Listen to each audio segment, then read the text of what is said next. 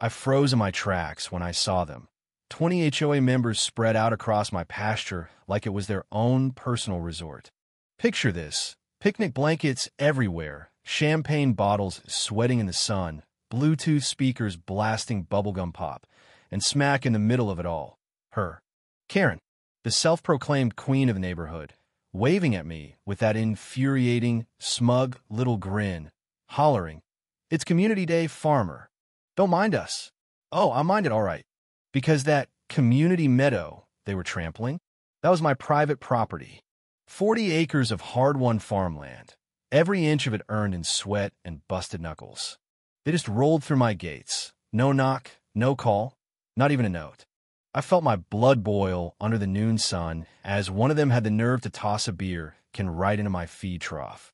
I clenched my jaw, trying not to explode, watching my herd in the distance. 35 massive bulls, restless behind the fence, snorting dust clouds into the air. You want country life, I thought? You're about to get the full course with all the fixings. Before I get into the chaos that came after, I want to know, where are you watching from, and what time is it there? And if you've ever had a Karen step onto your land, go ahead and hit subscribe. You're going to love what happens next. See, I wasn't born with much patience. Living on a farm will teach you some, but it's the kind you earn: cold mornings, stubborn gates, animals that do what they want and not a minute sooner. Patience, though, isn't the same as tolerance. There's a line between those two, and on a farm, that line is a literal fence. That's where my trouble started. My name's Cole. I'm 52, a widower, and the last patent still working the 40 acres my dad carved out with a dozer and shear wheel. My house is a squat white farmhouse with a tin roof that sings in the rain. The barn? Older than me, a handsome stretch of weathered wood, steel bones, and the sweet, baked-in smell of hay. Out behind it, 2 pastures spread wide, south and east, dotted with water troughs, shaded by a stand of old bur oaks. That's where my pride lives. 35 bulls, Angus and Charolais crosses built like locomotives, muscle stacked on muscle. Most days, they're oversized dogs, slow and dignified, until someone waves something bright or the air goes sideways. Then, you'd better know what you're doing. On the far side of my north fence, you'll find Willow Brook Estates, a development that shot up overnight, mushroom style, after the first cul-de-sac touched my property line. Perfect lawns, honey yellow houses, the SUV parade every morning at 8. And, of course, a homeowners association with a rule for everything. Paint colors, mailbox heights, which trees you're allowed to plant. My farm was here before any of that. But the minute their world bumped up against mine, I felt the temperature drop. Some folks waved, some didn't. And one woman, well, she looked at my barn like it was a stain on her silk blouse. Karen. Don't ask me her last name. She only ever introduces herself as Karen, HOA president. Mid-40s, tan like it's a full-time job, everything lacquered and polished, from her helmet of blonde hair to acrylic nails sharp enough to field dress a deer. Her voice carries, trust me. First time we met, she leaned over my fence and said, "You know, if you join the HOA, we could help modernize this rustic aesthetic." I just grinned and told her I liked my aesthetic fine, thanks. That was 3 years ago. In those 3 years, Karen made my farm her personal crusade. She called code enforcement because my barn lights were harsh at night during calving season. She filed a noise complaint about my tractor running at 6 a.m. In hay season, she left a note on my mailbox asking me to move my old Ford truck. It was lowering the property values of the street that dead ends at my fence. I filed every note in the circular cabinet under my sink and kept going. We got into a rhythm. She nipped, I ignored. But her nips kept getting closer to the bone. She once let a nature walk for HOA kids, accidentally cut through my south gate and left it swinging open. I caught it before the bulls did. After that, I swapped out my latches for a heavy chain and a padlock you could anchor a boat with. I put up more signs: private property, no trespassing, livestock grazing. Enter at your own risk. Karen said the signs were hostile. I told her that was the point. Thing about property lines, they're not metaphors. They're not community vibes. They're lines. Cross one without permission, you'll meet a consequence you don't like. My old man always said, ask first, step second. That keeps calves off highways and men out of jail. A week before that infamous picnic, my neighbor Thank You, who rents at the cul-de-sac and likes a beer with me now and then, sent me screenshots from Willowbrook's Facebook group. Community Meadow, Sunday. Bring blankets and wine. Scenic views by the barn. And from Karen, don't worry, it's all arranged. Arranged with who? Certainly not me. That Friday, I walked my fence like I do every Friday. You learn a lot about your land from the soles of your boots, where the ground's soft, where turkey dust bathe under the oaks, where the wind cuts straight off the highway. I checked every staple, every post, every gate. Thanked yesterday's self for the heavy chain. The sky was high and hard, the kind of blue you could drink from. The bulls were in the east pasture, rumbling the way bulls do, chewing slow, tails flicking flies. City folks say bulls are unpredictable, but they're precise animals, precise boundaries. Cross those boundaries with noise and foolishness. They'll remind you why they weigh 1.5 tons. Saturday, I stopped by Grady's Feed and Tack. The clerk, girl with a nose ring and boots older than she looks, asked, "You see those HOA ladies planning some big to-do?" I grunted. "You got cameras?" she asked. I nodded. Good. People behave better on film. Or worse. Either way, you get proof. On my way home, I passed Willowbrook Clubhouse and saw Karen organizing folding tables and a big community meadow picnic banner. The bubbly kind of font you use when you think rules are optional. I spent the afternoon cleaning my barn, not because I expected company, but because order calms me. Stacked bales, greased hinges, checked waterers. Ate chili from a pot older than me. Washed it down with coffee black enough to see your future in. Then I sat at my table and laid out my options like tools on a bench. Call the sheriff, file a lawsuit, or teach a lesson. Calling the sheriff would just get them a warning. Fix today, not tomorrow. Lawsuit? Sure, I could pile up charges, trespass, nuisance, livestock interference, but Karen would just host public art shoots on my fence and call a win. That left one option. Teach, not with fists, but with the simple truth that this land isn't a backdrop for curated lives. I keep it safe, lawful, and make it unforgettable. I slept light. At 4:30, I was up, brewed coffee, stepped onto the porch, felt that tightness in the air that means heat's coming. Walked the fence, saw fresh sneaker prints in the mud by the south gate, scouted already. I erased them with my boot. At sunrise, I called Miguel, my pasture manager. Move the boys to the east, I said.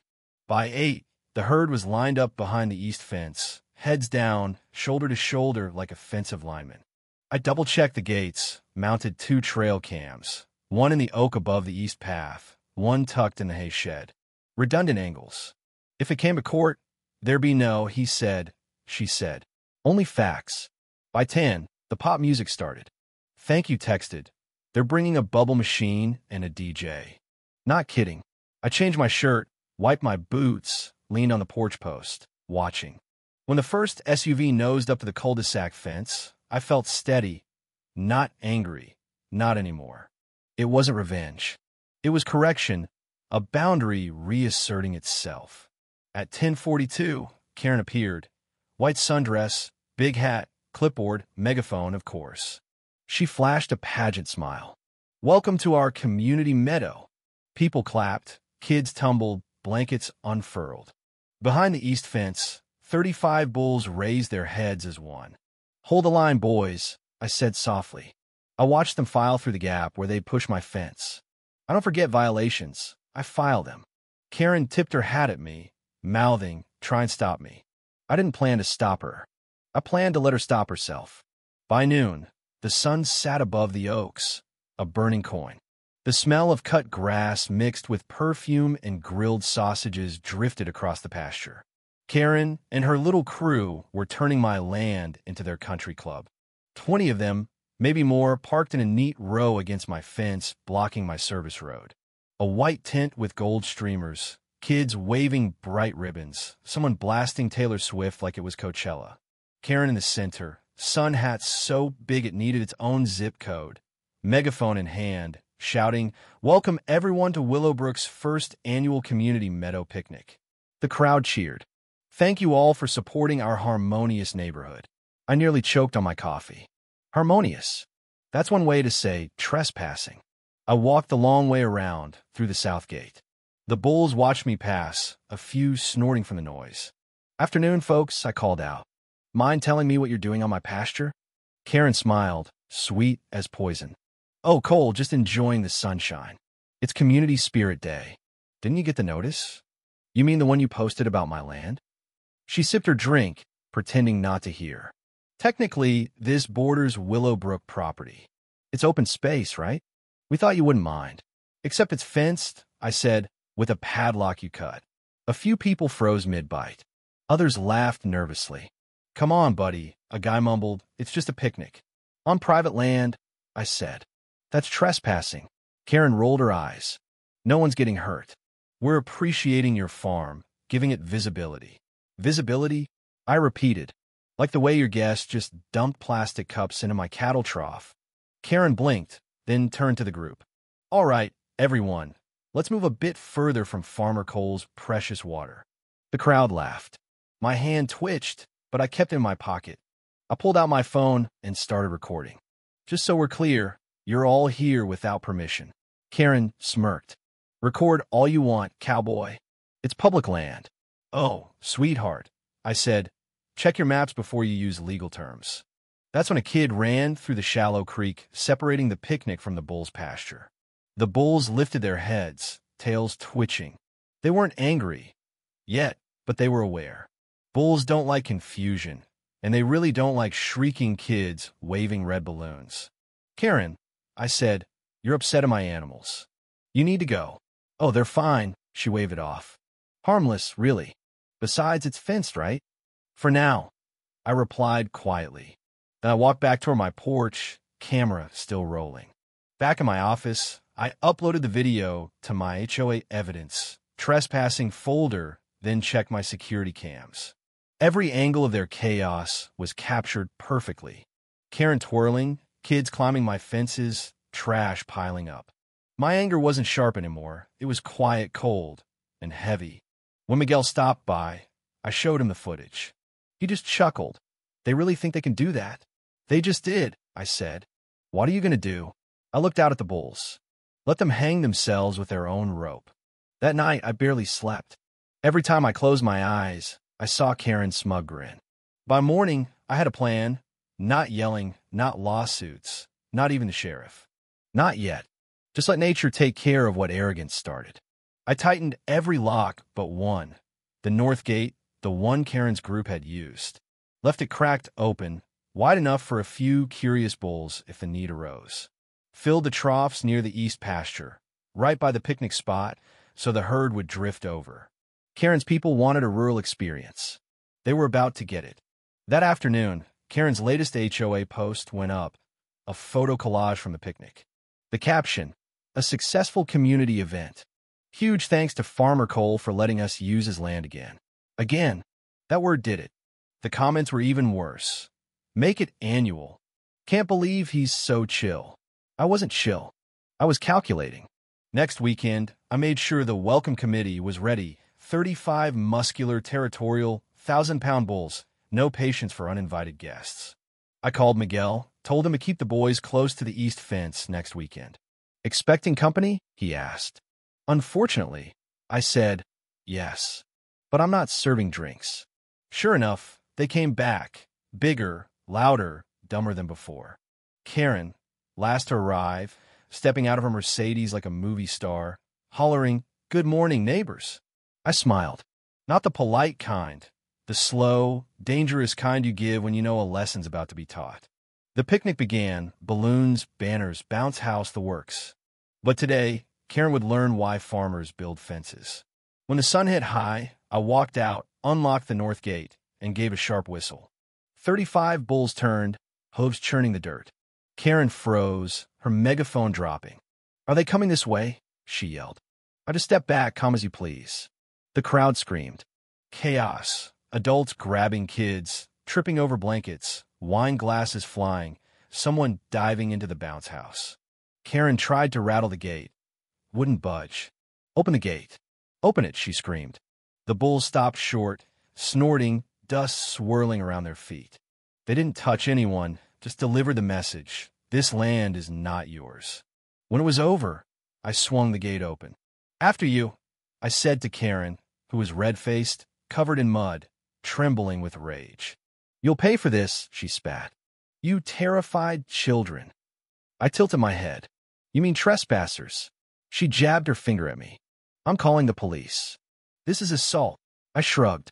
Please do. 8 cameras, 20 witnesses, all admitting they were on my land. For once, she had no comeback. Just stormed off, right into a puddle. The sheriff showed up the next morning. Heard you try to murder the HOA with livestock, he grinned. I handed him the video. Just open a gate and let nature do the talking. He laughed. No crime in that. The video went viral. The local paper ran a headline. Bulls of Justice. Farmer's livestock sends HOA picnic running for the hills. Karen's reign ended. The HOA board voted her out. The apology letter now hangs framed above my desk. My lawyer filed for damages. The insurance check paid for a new steel fence, an automatic gate, and a sign that reads, Private property. No trespassing. Bulls still live here. Since then, Willowbrook's changed. Folks wave again. The new HOA president, quiet guy, good handshake, dropped by with a basket of cookies and a thank you. Said they're rewriting the rules. More about people than power now. I pinned his card next to the apology and a photo from my camera. Diesel, my lead bull, standing tall in the chaos, looking like the sheriff of common sense. If there's one thing I learned, it's this. Boundaries aren't aggression, they're respect. My late wife used to say fences don't divide good people. They protect good neighbors from bad ones. She was right. Karen proved it in every way. So, if you've ever had someone cross your line, remember, stay calm, stay clever, and let karma do the heavy lifting. Drop your story in the comments, and don't forget to subscribe. Because justice doesn't knock twice, it kicks down the gate 35 bulls deep.